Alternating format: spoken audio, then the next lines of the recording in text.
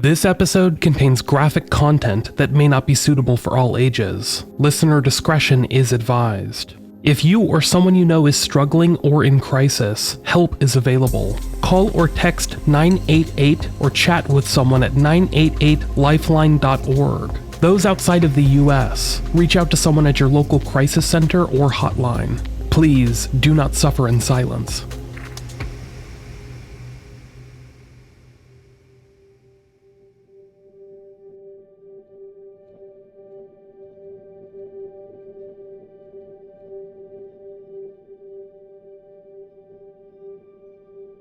Artemus Ogletree was just one of 3 children born to his parents, Leon and Ruby Ogletree.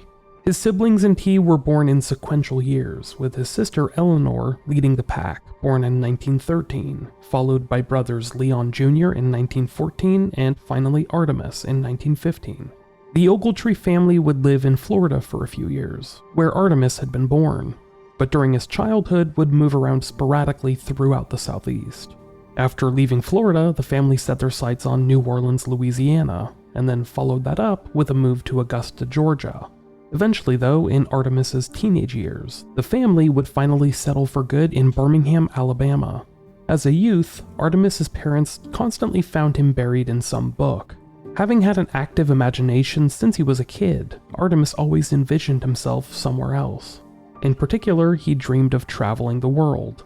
When the family had lived in New Orleans, Artemus would often pass hours just sitting at the wharves, watching ships sail past, wondering where they had come from, where they were going. He dreamed of living his life like that, someday. In 1934, when he was barely 18 years old, Artemus told his family about his desire to make his lifelong dream of traveling a reality. Along with a group of friends, he was planning to travel out to California. His father Leon objected, but his mother, Ruby, wanted him to achieve his dream of seeing the Pacific coast. Artemus promised to keep the family updated with letters home, and he followed through with that. Although it wasn't nearly enough, his parents constantly worried about him, hoping he was staying safe. Occasionally he would request some money, and his parents would willingly wire the money to wherever he happened to be that week. Yet, these letters would continue to be sent throughout 1935, even though they changed in pretty remarkable ways. Instead of being handwritten, they were now typed. And the letters, which had once been spaced apart by days, maybe weeks, were now separated by months. The language within them changed, and the Ogletree family became suspicious that not everything was as it seemed. As they would later learn, the letters from their son were still being sent months after his death, composed by someone pretending that he was still alive. This is the story of Room 1046.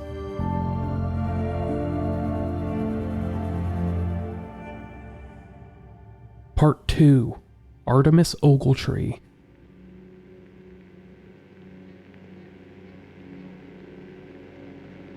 On the morning of January 5th, 1935, the body of a young man was found inside room 1046, an interior room overlooking the courtyard of the Hotel President in Kansas City, Missouri. The deceased young man had been bound and viciously attacked, with him barely surviving through a heinous beating, slashing, and stabbing. En route to the nearby hospital, he had slipped into a coma and would never wake up, passing away just after midnight on January 6th.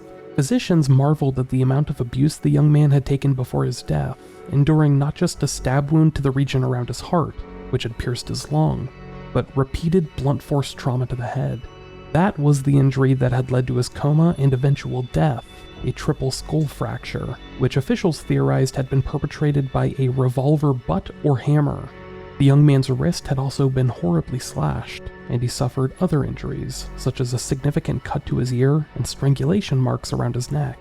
In a brief moment of near lucidity just before his death, the young man had been asked where he had come from. He had managed to mumble something that sounded like Elmira, and it wasn't clear whether this had been intentional or not. Even if it had been, investigators weren't sure if this had been a town name or a person's name, or if he had simply been trying to say something else and that was all that came out. Having given the name Roland T. Owens to staff at the Hotel President, authorities would quickly learn that this was nothing more than a pseudonym used by the young man.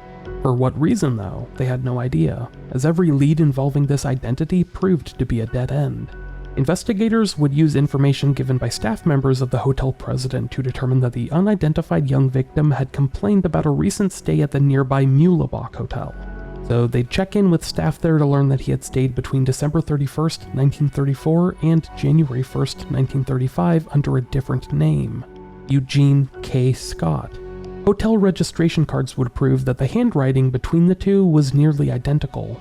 However, despite claiming that he was also from Los Angeles during his check-in there, authorities were unable to find any link to a Eugene Scott from the Los Angeles area, leading investigators to surmise that this was just another pseudonym.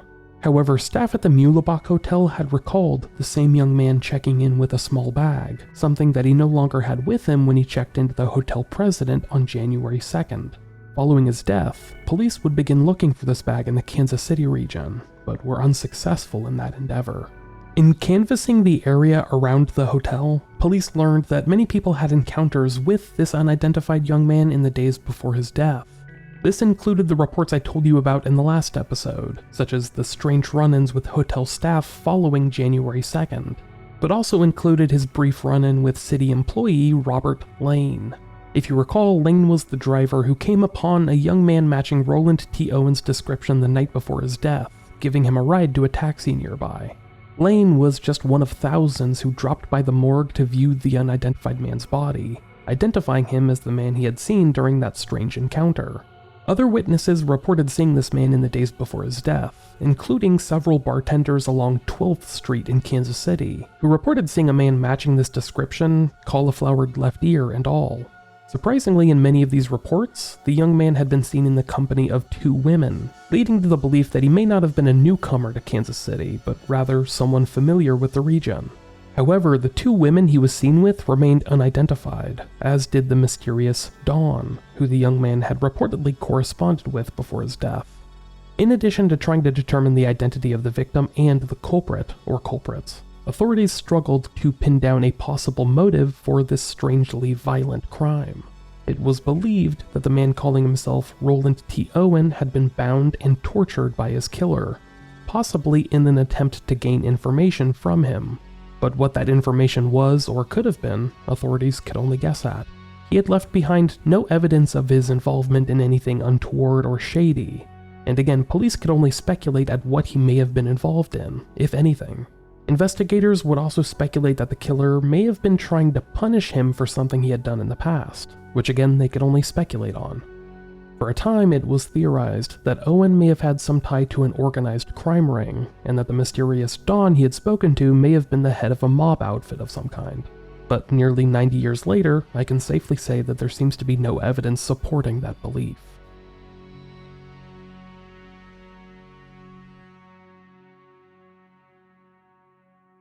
In the weeks to come, numerous people would come forward from all over the United States, claiming to know the identity of the murdered man from Kansas City. This included a man from Shelby, North Carolina, whose brother had recently gone missing, as well as a woman from Des Moines, Iowa, whose husband was believed to have died. A wrestling manager from Kansas City believed Roland T. Owen to be an aspiring wrestler from Omaha that had recently reached out to him and his associates for representation. A police officer from Los Angeles believed he may have been a young delinquent named Gene Scott, who had been arrested out there for a liquor law violation in 1931. Then there was a man who believed the decedent was his nephew from Texas, positively identifying him at the morgue in Kansas City, only to later withdraw the identification when his sister, the supposed mother of the victim, clarified that her son had actually died years beforehand. The victim's body would remain in the Kansas City morgue for nearly 3 months as police struggled to determine his next of kin. Failing that, they began making arrangements for a funeral, and in doing so, would kickstart one of the strangest chapters in this already strange saga.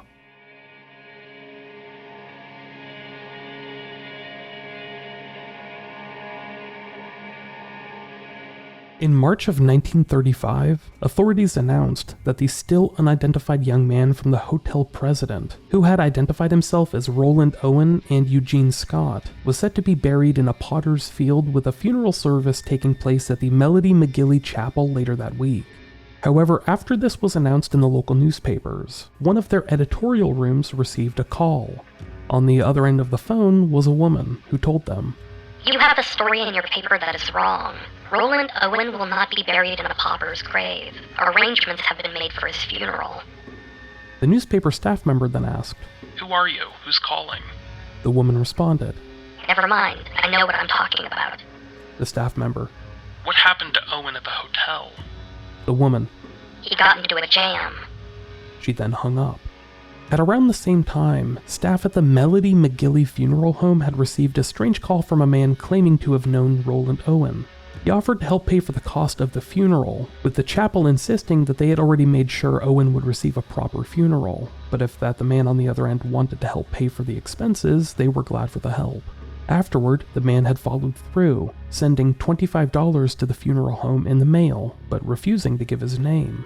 When chatting with the funeral home staff on the phone, this man seems to have provided some semblance of a motive for the strange crime, indicating that the unidentified victim, Roland Owen, had been engaged to his sister and stepped out on her during his various travels. The man on the phone claimed that his sister and he had been with Owen the week of his death, alluding to the idea that his sister was aware of Owen's infidelity and that he had sought revenge against him for that. When asked what had happened in the hotel that fateful evening, the man had responded, "Owen hadn't played the game fair, and cheaters usually get what's coming to them." When asked what Owen's real name was, the man replied, "You have his real name. His only relatives are two cousins who won't help."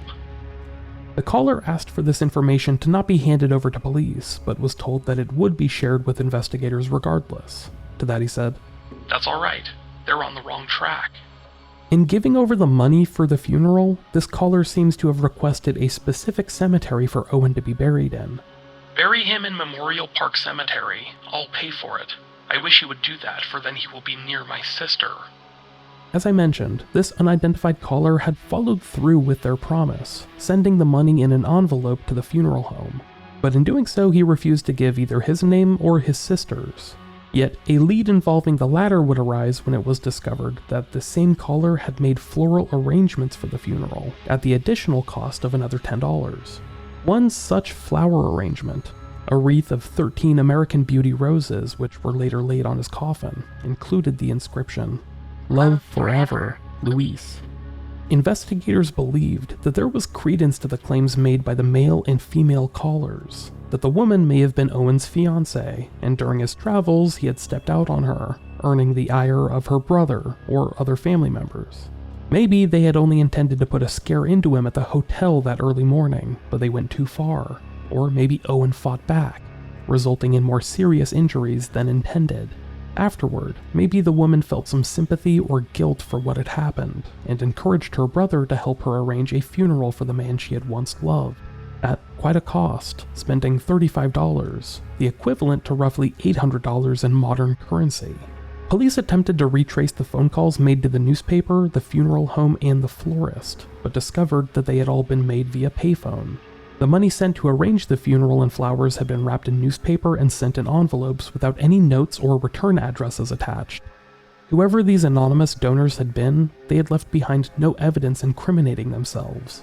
At the funeral held later that month, investigators would pose as gravediggers for days before and after, hoping to catch sight of someone visiting the freshly dug gravesite. Maybe even this unknown Louise that had left her name on a floral arrangement for the unidentified young man. But the only attendees for the funeral were police and funeral home staff, with no one visiting the plot in the days after Roland T. Owen was laid to rest. The theory that Roland Owen had been killed by a jilted lover is one that endures to this day, with the forced involvement by a man and woman in the weeks after the case implying that they had had some kind of strange emotional investment in the story. After all, they had involved themselves in the case and given over the equivalent of $1,000 in modern currency to ensure that this victim received a proper burial, requesting that Owen be buried close to them. And in doing so, they had successfully covered their tracks to ensure no evidence implicated either of them. Was it possible that the man and woman on the telephone had been telling the truth? Had Owen promised himself to a woman, then stepped out on her with others, thus earning the ire of her family? If so, it would raise the possibility that the man and woman seen leaving the hotel president after 4 a.m. on the morning of Roland's murder may have been them. With few other leads to investigate at the time, investigators pursued this until they could not take it any further.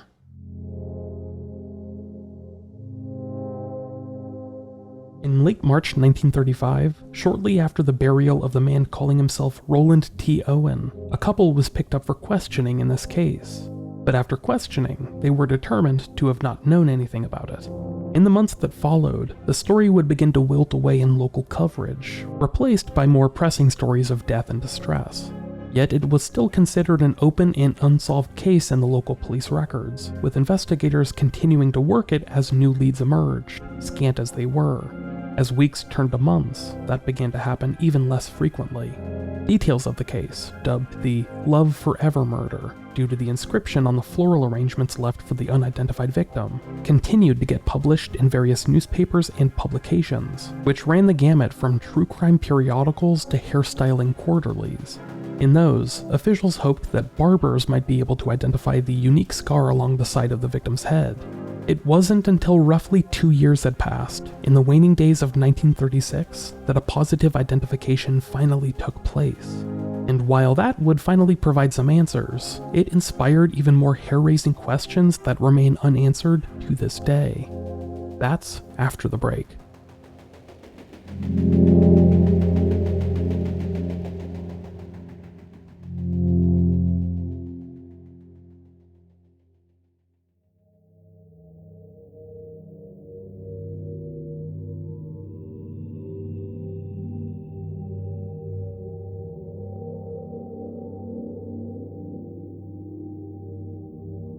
The family of Artemus Ogletree, still living in Birmingham, Alabama, had been missing the young man since the early half of 1934. That was when he had decided to leave home and hitchhike around America with some companions, only one of whom the family could recall the name of, Joe Simpson, an unemployed cook. Together, this group had planned to head out to California. Artemis's father, Leon Ogletree Sr., had objected to his young son's wishes, but had ultimately given in at the urging of his wife, Artemis's mother, Ruby Ogletree. They had agreed to give Artemus some money to fund his travel, hoping that the journey would fulfill their youngest son's lifelong dream of traveling the country. Throughout 1934, Artemus had sent letters home to his family, which were all handwritten. In them, he described in varying levels of detail where he had gone, what he'd been up to, who he'd met and spent time with. Occasionally, he would request some additional spending money, and his mother was happy to wire it to him. But in 1935, those letters changed pretty drastically. This change happened at the very beginning of the year, at around the same time that an unidentified young man was killed in a Kansas City hotel under mysterious circumstances. The letters, which had once been handwritten, were now typed. That alone struck the Ogletree family as odd, as Artemus had never once used a typewriter before, and as far as they knew, he did not really know how to type. But to make matters even stranger, Artemus stopped asking about the family, and the language used in the letters changed overnight. Artemus was a rather bookish individual who had a pretty good grasp on the English language. The typed letters, on the other hand, contained some misspellings, and used slang phrases that Artemus had never once used. One such phrase used often in the typed letters, "tired of this burg," was a phrase used by Chicago residents and occasionally New Yorkers, but not Artemus Ogletree, who had spent his entire youth in the Southeast. The letters would also become more rare than ever. While Artemus had already written his family rather infrequently through 1934, that pace began to slow to an absolute crawl. Once separated by weeks, the typed letters were now spaced out by months, and were mailed out from locations that Artemus had never told his family he planned on visiting. The first came from Chicago, where the letter writer claimed he was attending business school. The second and third letters were mailed from New York. In a surprising twist, the typed letters also detailed Artemis's adventures continuing outside of the country. In the second typed letter mailed to his family in 1935, the letter writer claimed that he was heading off to Europe, sailing to France. In that one, he provided an address in Paris to send mail to. In the third letter, mailed months later, the writer claimed that Artemus was now heading off to Cairo, Egypt on a steamship. In these typed letters, the writer explained why he had shifted to typing his letters instead of writing them by hand.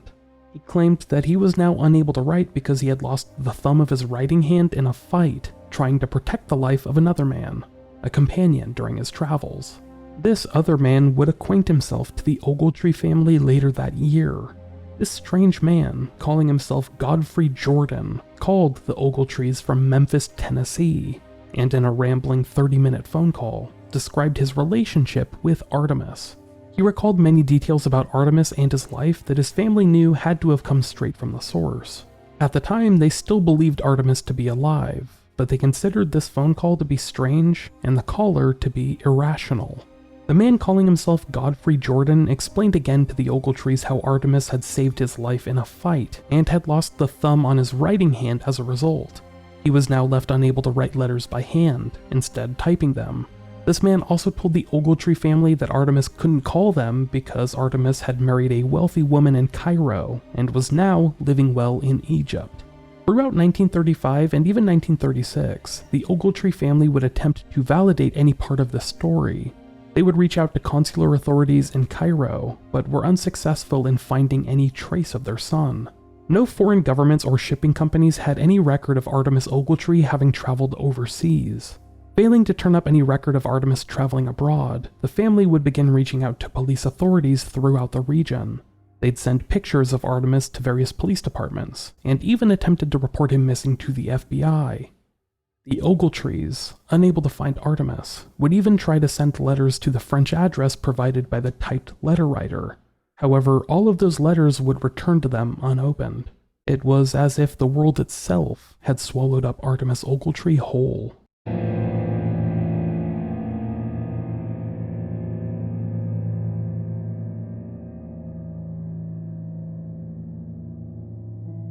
In autumn of 1936, a family friend of the Ogletree family was perusing the Sunday edition of a local newspaper when she came upon an article pushed by police in Kansas City. The article detailed the strange unsolved murder of a young man at the Hotel President and pleaded for anyone with information to come forward. This family friend, who had known Artemus as a youth, showed the article to her friend, Artemus's mother, Ruby Ogletree. Upon viewing the sketch of the deceased young man, things began to click for Ruby.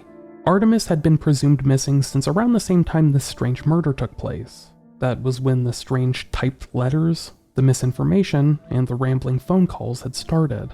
Fearing the worst, Ruby Ogletree reached out to police in Kansas City, giving them pictures of Artemus.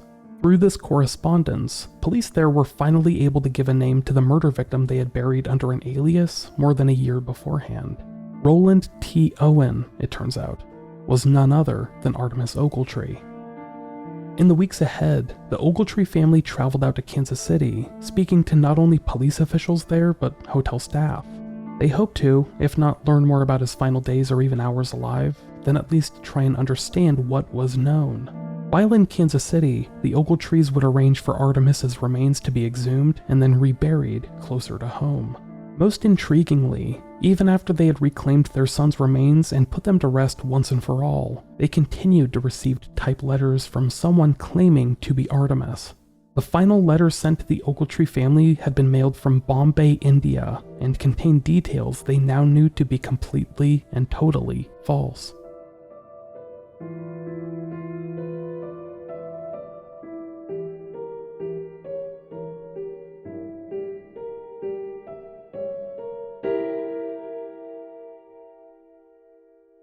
In identifying Artemus Ogletree as the murder victim from Kansas City, Missouri, once known as Roland T. Owen, police announced that they had learned the name of a companion of his, who Police Chief Thomas J. Higgins said had been with Artemus in at least 3 different hotels in the Kansas City region before his death.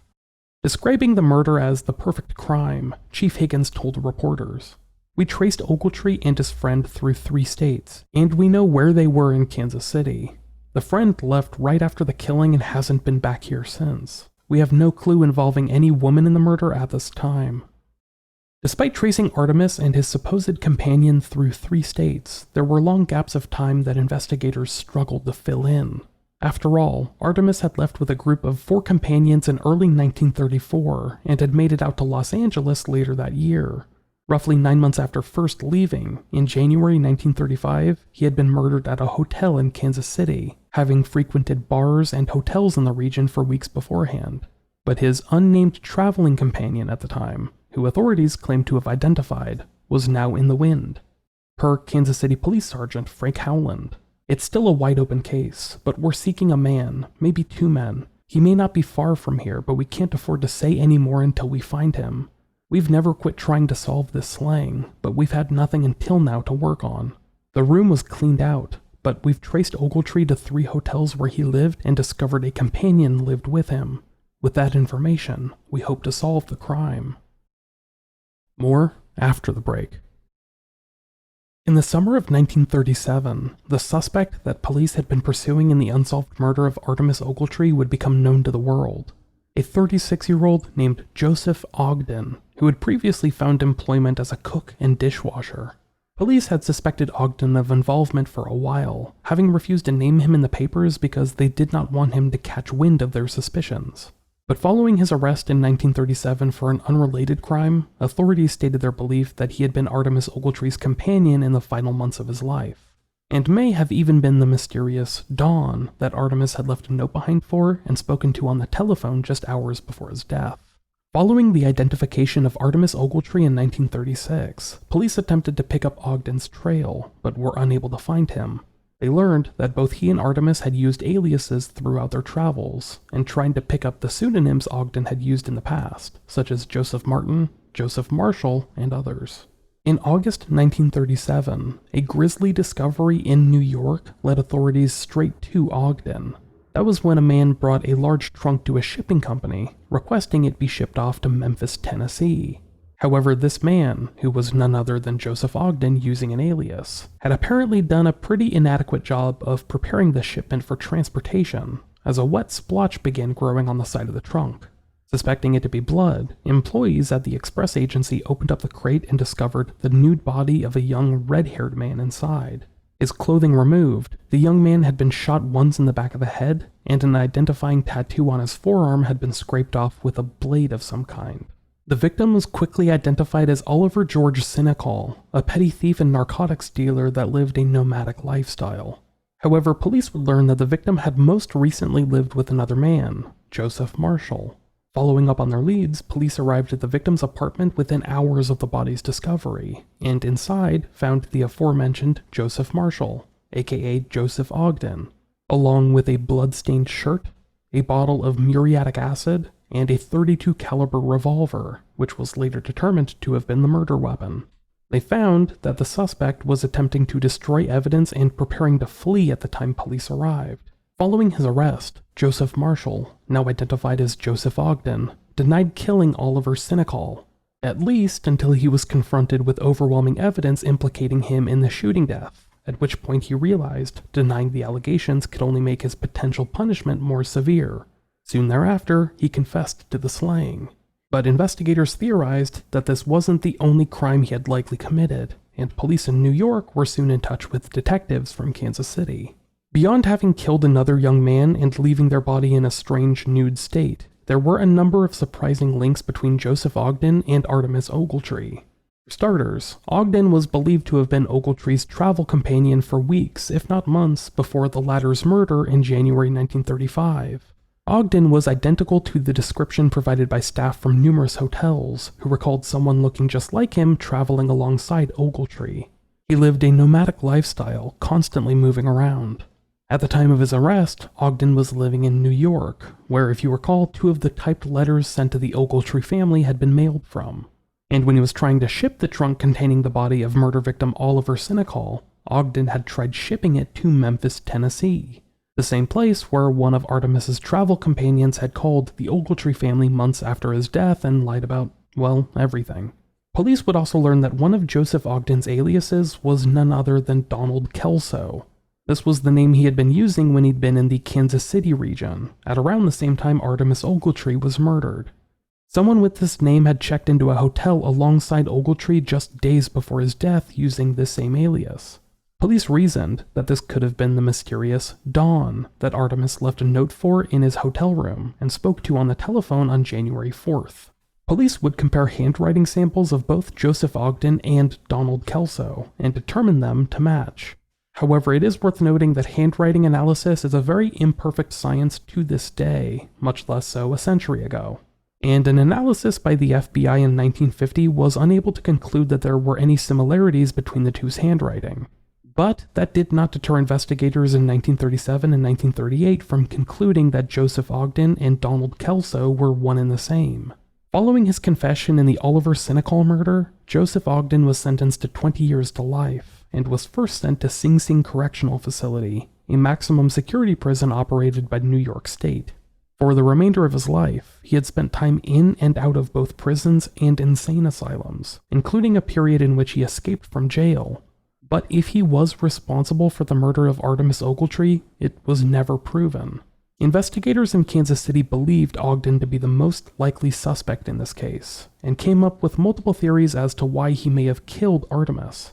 These theories ranged from jealousy, such as Ogden being jealous of Artemis's popularity with the ladies, to a lover spat.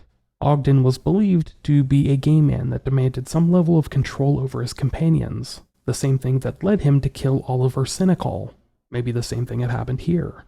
Despite learning of his conviction in New York, officials in Kansas City seem to have become comfortable just assigning guilt to Joseph Ogden in the unsolved Artemus Ogletree slaying. Yet, they would never prove this case, theorizing that he had killed Ogletree for some obscure reason and never pursuing a prosecution. For that reason, Joseph Ogden remains just a likely suspect in this case, but his guilt has never been proven. Believe it or not, there is yet another suspect in this case who I've yet to really talk about. However, you did hear their name earlier in this episode, albeit briefly. Joseph Simpson, who had previously found work as a cook, was one of Artemus Ogletree's earliest travel companions when he had first left Birmingham, Alabama in 1934. He was just one of a handful of companions at the time, but the one that the Ogletree family remembered by name. He had reportedly been with Artemus all the way through to Los Angeles, where according to Simpson, the two went their separate ways. However, as reported by Kansas City Magazine in their in-depth article on the story, Artemis's family, in particular his mother Ruby, believed this to have been a lie from Simpson. Following the identification of her son as the murder victim from Kansas City, Ruby Ogletree began to suspect Joseph Simpson of some kind of involvement in the case. She found it odd that Artemus had left home with Simpson and that the two had split up some undetermined amount of time before his death, but that Simpson had never really tried to reach out to them, or anyone for that matter, to provide information about their travel or companions, even though so many details of the murder remained clouded in mystery. But at the time, Ruby's suspicions were cast aside by Kansas City detectives, who had already focused in on Joseph Ogden as their primary suspect. Following Artemis's reburial in Alabama, Ruby began trying to gather information about Joe Simpson, including stuff like his high school records. She tried to arrange a meeting with Simpson multiple times over many months, just to get a chance to speak with him, but was rebuffed at every turn. It seemed like the man was doing his best to avoid her. It wasn't until the waning days of 1939 that she finally succeeded in tracking down Simpson, later writing to detectives with the Kansas City Police Department. In talking with the boy Joe Simpson, I was reasonably convinced that he is the person that talked to me from Memphis, Tennessee 7 months after my son was killed. Believing that Simpson was the man who had called her by a telephone after Artemus had been killed, and had likely been the person writing her letters from abroad, Ruby Ogletree claimed that during their conversation together, Simpson had brushed off the claim that the case would ever get solved, describing it as unsolvable. But when he was told that Ruby would always remember the voice that had spoken to her on the telephone, Artemis's reported companion from Memphis, Ruby Ogletree wrote that Simpson turned red, dropped his eyes, and was nervous. It is unknown whatever became of Joseph Simpson, although just like Joseph Ogden, he was never confirmed to have had any involvement in Artemus Ogletree's death. Yet, he remains one of the few people we know of that lurked in Artemis's orbit during his final weeks alive.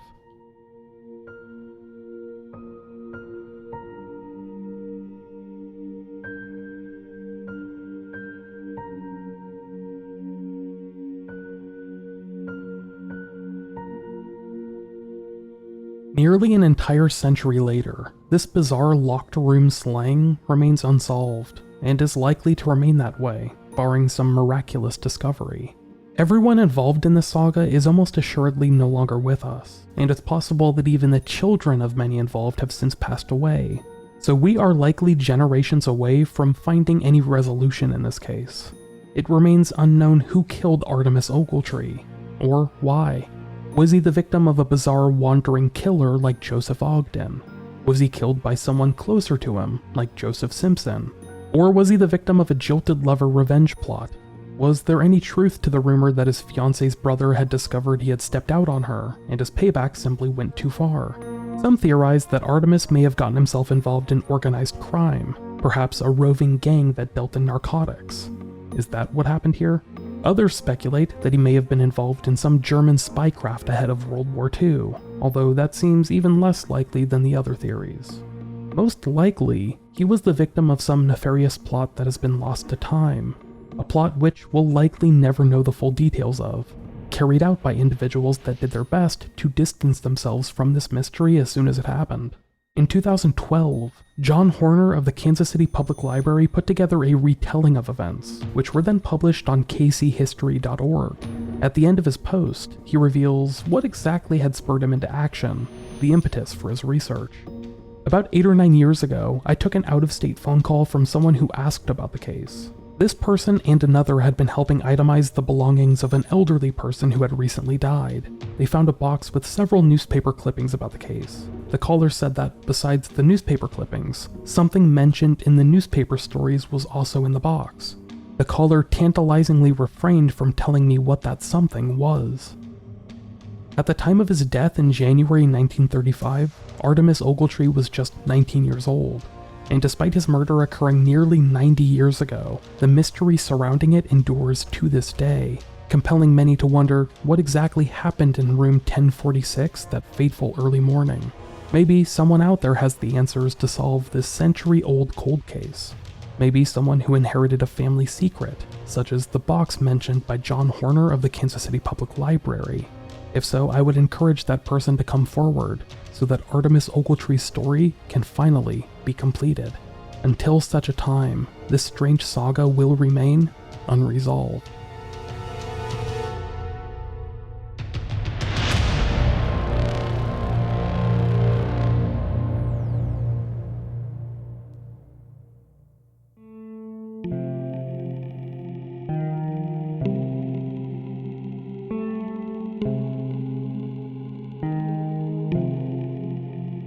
Thank you for listening to Unresolved.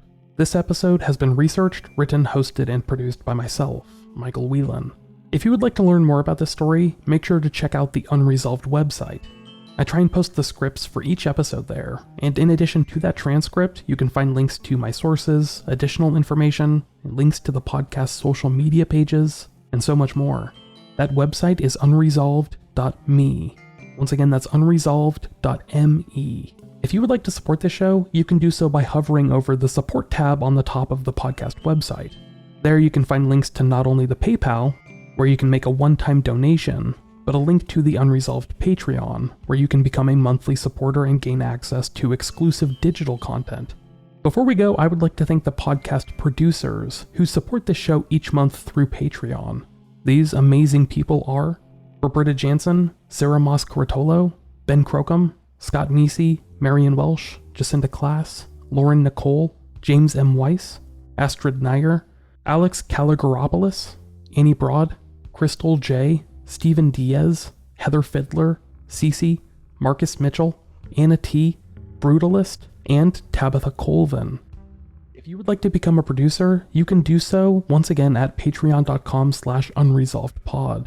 And if you make your name something silly or incomprehensible, I will be compelled to read it on here. So if that doesn't give you any more additional incentive to support this show, I don't know what will.